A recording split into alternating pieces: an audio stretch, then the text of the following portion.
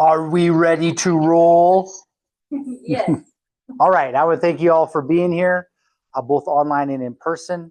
Sorry for the technical difficulties. I renamed my phone, so it was a little hard for us to figure out which one was mine. It was my fault. I'm not blaming anybody. I'm just telling you what happened. All right. So tonight's talk, we're going to be talking about allergies, and we're going to go more than just pollen. There are multiple forms of allergies that we're going to be talking about. We're going to be talking about food. We're also going to be talking about chemicals, and we're going to be talking about pollens and self. I'll just touch on self a little bit, but what we want to look at is what's the underlying mechanism that's driving all of this. Before we get into that, my hope is that we come from an open heart and an open mind. And why I'm bringing this up is my goal is to empower everybody who's listening. My goal is to uplift you so that you can make better decisions for not just you, but your friends, your family members, and help them make better decisions so that they are not the victim of just trying to take something like a steroid every day to deal with something, find the underlying cause of what's driving the issue that they're dealing with. So with that being said, the three things we're going to be looking at is, again, food, chemicals, pollens, environmental toxins, that funds and chemicals as well as self. And these all fall into what are called tolerance issues. So you want to have food or oral tolerance. That's what the journals will call it. So if you have a food problem, like you react to food, it's called loss of oral tolerance. The next one is chemical tolerance. That means, do you react to anything in the environment? That's everything from metals to environmental pollutants to the different things that can be on lotions or perfumes or any of that. That's called chemical tolerance. And then the last one, self-tolerance, means, do you react to yourself? Another word for that is autoimmune. So if you have oral tolerance that is 100%, that means you do not react to any foods. If you have 100% chemical tolerance, that means you react to no chemical environmental things. And if you have 100% self-tolerance, it means you don't attack any of your tissues. For those people who want to do optimal health, optimal living, live as long and as healthy as you can, there's a direct correlation between how long you'll live and how many autoimmune diseases you have. If you have 1 or 0 or less than 2, your likelihood of living a long life is actually quite high. As your tolerance goes down, you start attacking yourself, your longevity decreases because your immune system will literally attack you. So longevity is a thing. Make sure you don't attack yourself. If you are attacking yourself, slow it down. That's how we live longer. The more tissues we attack, the quicker we die because we can't heal ourselves, because we're actually attacking our own body and it's taking us out. So with that being said, do we have any ideas where the majority of the immune system is actually housed? The vagus nerve? The answer is not the vagus nerve. The vagus nerve is involved. It is involved, but it is not. Again, I just stopped listening. So the question is, where is, and I'll give you the actual data, where is 70% of the immune system actually held? The answer is blood is one answer. You got any answer? Brain's another answer. You got anything? The mitochondria. Mitochondria. The answer is gut. That is correct. Online answer, gut is correct. That is correct. So we make a lot of it, we house it, we grow it in the gut. So if we are reacting to an environment, if we are reacting to food, if we are reacting to ourselves, what do you think we should look at then? If 70% of it is housed in the gut, it's the gut.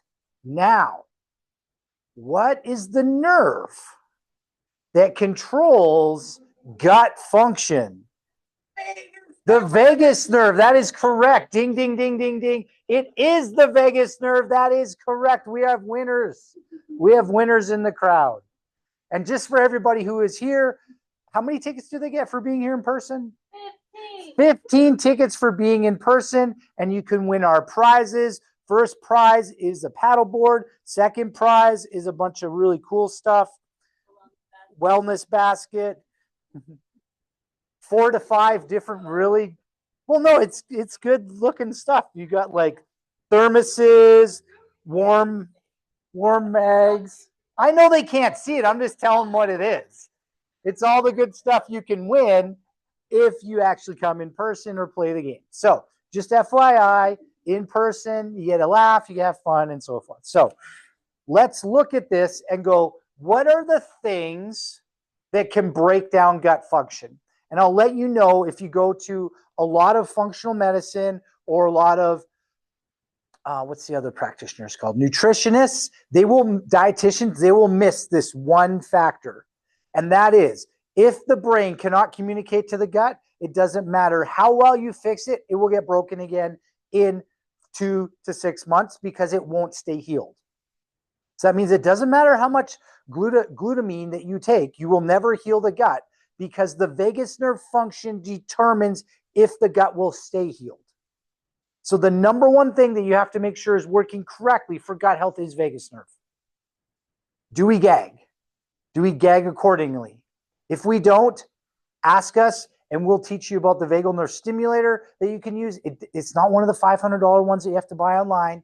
It's a very simple modification, and it works better than the ones that I've seen online because I've had other colleagues use the ones on the $500 to $2,000 ones, and they don't work as well as a simple modified one. Ask the ladies or ask me, and we'll get the information for you. So what are the things that can break down the gut the fastest? And the first one is actually interesting. A head injury will actually cause the gut to break down the fastest. Literally, as soon as you have the head injury, the inflammation from the brain, the same inflammation will start happening in the gut. So guess how this is literally what they do in labs. And I'm not trying to be mean, but this is literally what they do. They take a rat, they bonk it on the head, and now the next day the rat has leaky gut, and now they try things to actually fix it. That's literally how they give rats leaky gut. They give it a concussion, and then you will see gut issues. So if we have any kids who play football or hockey or soccer or car accidents or any of the things where you commonly get head injuries, this is one of the major drivers of digestive problems, of anxiety and depression issues, is the gut will start breaking down as soon as you get a head injury. So with the laser protocols that we do, one of the things we have to do besides looking at the head is also fix the gut. So if you are somebody who had a car accident and then all of a sudden now I have allergies, guess where we want to look? The gut. If you're somebody who played sports and all of a sudden now we have allergies, we want to look at the gut. The gut's very, very important. So if you have failed or a friend has failed and gone multiple systems, tried multiple different function med, different gut healing protocols, and it hasn't worked, it's because you're not looking at the brain first. Look at the brain, make sure the vagus is working, then everything else will fall in line, and then all the other protocols will work. So the number one thing that will cause the gut issue that will affect your immune system is head injuries. The number two is called lipopolysaccharides. You go, what does that mean? That's a lot of words for a bacterial infection like E. coli. So it's a gram-negative bacteria, which means it has 2 membranes, and that will actually break down the gut membrane lining. So you have somebody who goes surfing in Costa Rica, they get E. coli, they come back, and now they have gut problems. It's literally the E. coli that caused the issue, that caused anxiety, that caused all the breakdown of the gut microbiome. The other thing we're going to look at is cortisol. So cortisol is usually related to emotional stress, which is related to how we think or feel about our lives, or are we sleeping enough? What's going on? So do we regulate cortisol correctly? If we have acute or major stressors in our life. There are adaptogenic herbs like ashwagandha, holy basil, rhodiola that you can take that will help you modulate cortisol levels based on your stress. The other things you can do are things like neurofeedback, biofeedback, diaphragmatic breathing, exercising, running, going for a walk. All of these things will help you modulate cortisol. The other things that can cause leaky gut are mold exposures, PEMF, electromagnetic frequencies, and microplastics. So if you're not aware, there's microplastics in almost everything now. We are actually considered the microplastic generation, to the point where MRI scans are showing that the average American has 5% of their brain mass is plastic. Why is that? Plastic is fat soluble. Where's the most amount of fat in your body? It's in your brain. So your body actually tries to get rid of the plastic, but it goes to your brain and it hangs out in there. So an easy way to try to prevent microplastics is don't drink out of anything that's plastic. Another thing is, if you have water, try to filter it. Everybody needs water, so filtration is really, really good to make sure the microplastics aren't in there. So we went over those things. Now, how do we get the immune system healthy? That means, how do we get the gut healthy? What we're going to look at first is remove the toxin. So what is that? If you're in an environment that is triggering you because it's full of mold, remove yourself from the mold. If you have a bacterial infection, get rid of the bacteria, kill it. Kill the bacterial infection. There are both nutraceutical ways, that means using supplements to kill it, and there are both antibiotics. There are goods and positive and negatives with both. Understand the nutraceutical is more precise. The antibiotic is literally an atomic bomb and wipes out everything. And this is why a lot of people get scared when they say need to take an antibiotic for an infection, but they've been working on their gut. There are ways to help you get through that. We have products that will actually allow you to keep the microbiome strong while you're taking an antibiotic. But you can't just keep taking the antibiotic atomic bomb all the time and think that we can keep it. So number one, remove the toxins. What if the toxin that's actually making the problem is a food? Oh my gosh. An example is, we have a lady that we take care of, and she is actually an autoimmune person. And what was driving and a reaction for her was a product that everybody would think is healthy. Her reaction was actually being triggered by potatoes and carrots. So think about that. If you don't know the food is causing the problem, you don't even know that what you're eating is actually causing the issue. So if you've reached areas, or friends have reached areas where you're like, I don't understand why I keep getting sick. All I eat is really good food. We may need to do a food sensitivity test where we actually test the antibodies and see if your body, your blood actually reacts to the proteins in carrots or fruit or vegetables or yourself or anything like that. So if you think that's it, we can do different tests for foods or autoimmunes. Then what we need to do is replace the body's ability to make good microbiome. The number one driver of a good microbiome or gut health is it acidic or is it not? If it's acidic, you grow the right stuff.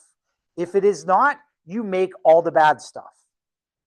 Understand, there are only 18 bad bacteria, and there are thousands and hundreds of thousands of good ones. The bad ones have to be in an environment that is not acidic and has lots of sugar in it. The good ones live on acidic environment with lots of fiber. So what do you want to do? Make it acidic and full of fiber, and you grow the good ones.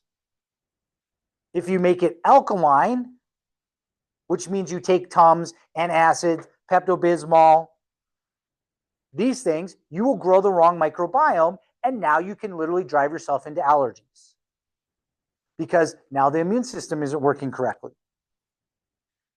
So we make sure the body is acidic. So what do we do?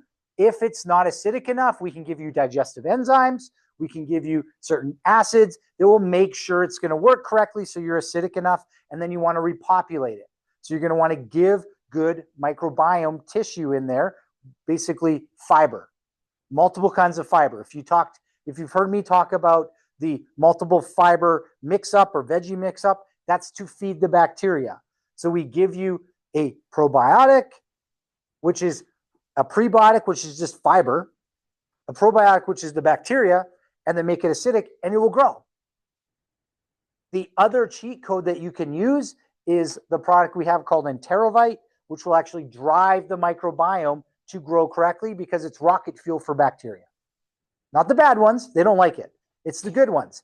Side note, if you find yourself chronically craving food when you're, say, fasting or whatever, if you take Enterovite on an empty stomach, it will actually increase the amount of leptin that you produce, or GLP-1, and it makes you not hungry. So you feed the good bacteria, and it will make you not hungry if you're fasting. It'll make you not want to keep eating different foods. You can also use fermented foods to do this, and it will help you produce more of that GLP-1, more of that leptin, so you don't feel hungry. Then you're going to repair the area. To repair it, the key to repairing the gut, specifically the small intestine, is L-glutamine. The problem is glutamine can also be a stimulant. So if you react to it, it means that you're literally overreacting to glutamine, and the opposite side is glutamine can then be metabolized into make GABA, and then that's a depressant or a calming agent. So the body has checks and balances. But for majority of people, the stimulant action of glutamine is not an issue. But if you take it and you're like, I'm feeling all amped up, that's what's going on. For that, we recommend a product called Repairvite, which is high in glutamine, as well as all the other different things like licorices and aloe vera and different things to help the body heal. If for one reason or another you have, say, a parasite or an issue in there, and that's why it's not healing, before you go into the repair mode and you're still dealing with removal or reinoculation, you would do it's called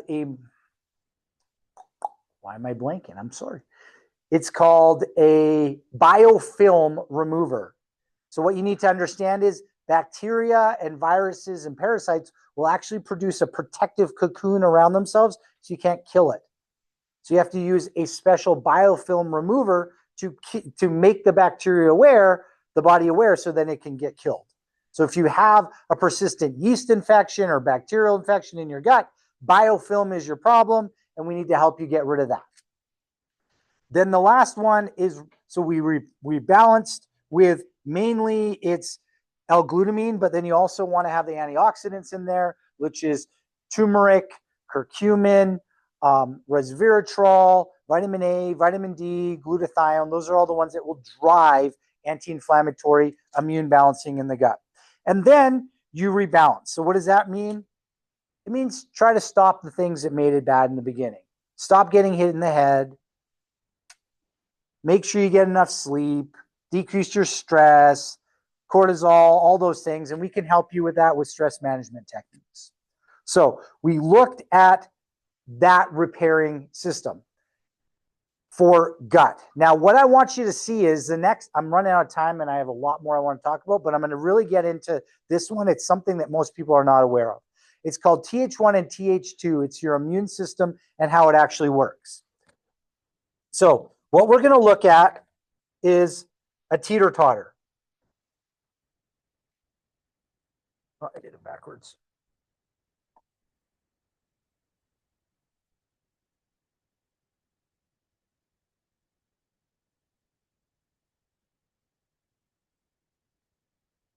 Now, this is how the immune system is explained in journals and articles. So Th1 reflects the immune system that is called cell mediated. So that's your white blood cells. Everything except for, if I remember correctly, I'm not going to say it, so it's the white blood cells. Let's make it easy. I can't remember off the top of my head. The other side is antibody mediated. So that's what vaccines help push up or want you to help push up. So this is where your immune system has antibodies that go around and attach to things and say that's foreign, and then you attack it. So in a person with allergies, you are producing too much Th2 and not enough Th1. Why is this happening? You have an overproduction of antibodies, and now you start reacting to everything in the environment, anything you eat, and you're causing problems because one side of your immune system is too dominant. What we want to do, though, is we want to do one of two things. We want to stimulate the mom part of the immune system called the Th3 or the naive immune cells, because they'll actually help you balance the immune system. So if anybody has self-immune issues, that's autoimmune, or they have an allergy issue, we want to stimulate this system to make sure that we don't overreact and we start balancing it out. So what are things that help you stimulate the balancing act system or the Th3? This is simple things like vitamin A, vitamin D, short chain fatty acids. Another name for that is enterovite and glutathione. These are all immune neutral substances that will not cause you to attack yourself. There are, though, people who don't understand that there are products that they're taking that they think are good that can actually make their immune system worse and actually make their allergies worse. So I wanted to bring this up because if you are taking things that pushes this or drives it to make more and more and more and more, so I'm saying more weight on this, I'm not driving it down, I'm just putting more weight on it. These are things like vitamin A, vitamin C, not A, vitamin C, zinc. So a lot of people will take this. That'll make your allergies worse. So vitamin C will literally make your allergies worse. Zinc will make your allergies worse. Astragalus will make your allergies worse. Echinacea will. Maitake mushrooms. Licorice. Lemongrass, lemon balm, and pomegranate. These are all things that drive the Th2 immune system. So you literally can be saying, well, I got a cold, I want to fight it off. Take your echinacea and your allergies get worse. And it can't be that because I'm fighting. No, it's literally that because you're pushing up the immune system and making it imbalanced. So what we have is we have an immune system test where we can literally give you substances that push up this or this and see what happens. If you're autoimmune, we usually only want to play with this system because it's immune neutral, so you will not overreact. If, on the other hand, you want to push the Th1 or the cell-mediated immune system so it balances out so you don't overreact and attack yourself and upregulate those allergies, it's things like green tea, grapeseed extract, pine bark, resveratrol. These are all things that are called XFLM when we have it in the office. Things that drive this side are called X-viramin. So these are the products that we use to see what's going on. So if you are somebody who has allergies, there are two ways we can actually help you. We can actually increase the balancing. That's the mama cells. We can push this up, which will then pull you up and balance you so you won't be overreactive. And then if it is a mast cell issue or an overproduction of histamine, we have a product called X-histamine, or Histo-X, and it will help you decrease the histamine expression. That's more of a symptom treating. This is actually the underlying immune system function. A lot of people will just be one side dominant more than the other just based on their genetics. So if you're more dominant to this side, Th2, then you're more dominant for autoimmune, more dominant for allergies. We don't want that.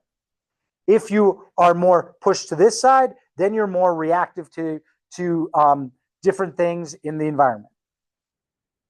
So what we want to do is help you balance it. So if you have an allergy, we can literally do an immune system test and have you try one. You're like, I hate it. It made everything worse. Cool. Try the other one. Oh, it made it so much better. So then when allergy season comes, we can have you take the balancing act or push the Th1 down and then balance it so you don't react as much. For autoimmune people, this is huge because we can actually help you balance and then you stop attacking your actual tissue. So you don't actually kill your thyroid or your liver or your joints or your stomach or whatever you're actually attacking.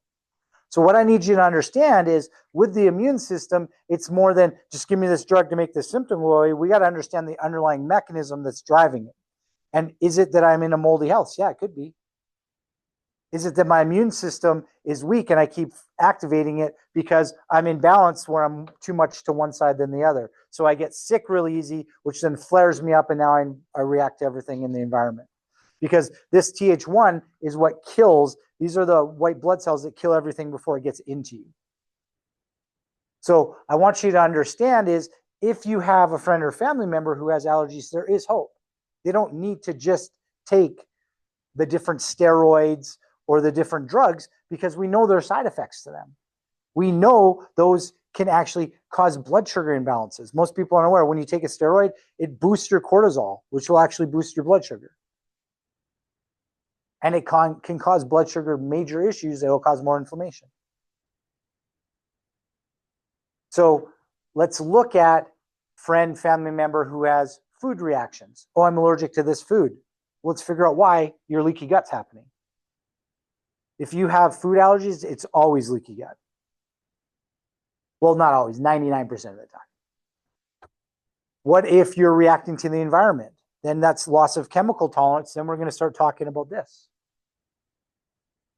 And if you have lost self-tolerance and you have autoimmune, this is things like psoriasis, diabetes.